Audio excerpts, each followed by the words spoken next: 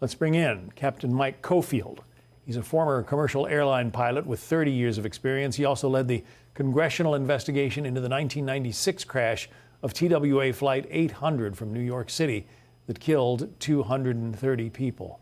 Captain Coffield, thanks very much for spending some time with us tonight. You've seen the videos. What's your take on what happened? Well, first of all, John, condolences to the families. It seemed like such a hopeful event to end in tragedy. And prayers to, I know, you and I and many Americans on this incident.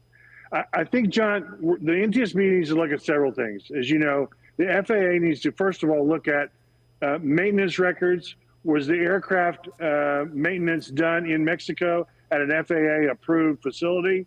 Was the crew trained to FAA U.S. standards?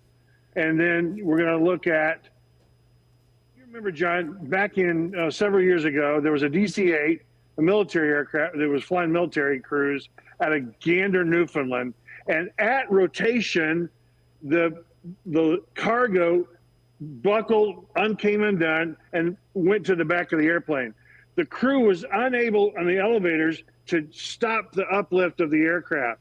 It seems like last night there could have been a movement of the, that I hope they'll look at, a movement maybe of the equipment in the aircraft that would have moved back, rotated, and they could not overcompensate, stalled the aircraft, and immediately fell. I hope the NTSB looks at that right at the top. And for viewers who aren't familiar with airplane terminology, a stall isn't necessarily an engine stall, it's a wing stall where the airflow over the wing gets at such an angle that the wing no longer provides lift.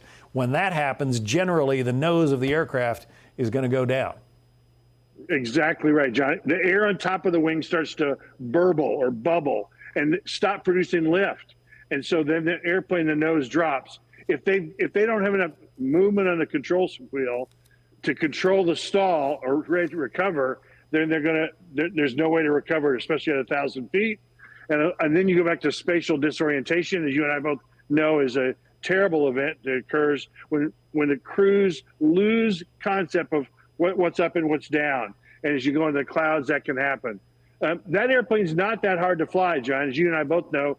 With rear single thrust or double thrust out of the center line, when there's an engine loss, there's not a great movement of yaw like you'd see on a twin engine, right? So I don't think that that's the case. They're going to look at that, but I don't think that's the case.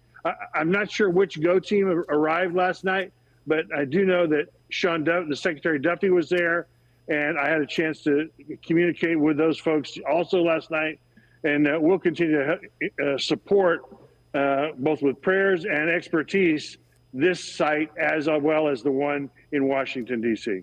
Some people think the plane was on fire as it was coming down. I looked at it, it looked to me like it's just the landing lights illuminating the clouds. It was very cloudy and foggy last night. Do you have a thought on that? I think you're correct, John. I think you have to initially go look at that spatial disorientation. Now, you and I both know that we practiced that for years, every 6 months in the simulator. You close your eyes or you lower your head, and then you come up and say, where's the horizon? Yeah. How do I recover from this? It's a frightening thing when you experience it, even in a simulator. Former commercial airline pilot, Captain Mike Coffield. Mike, thanks very much. John, good to see you.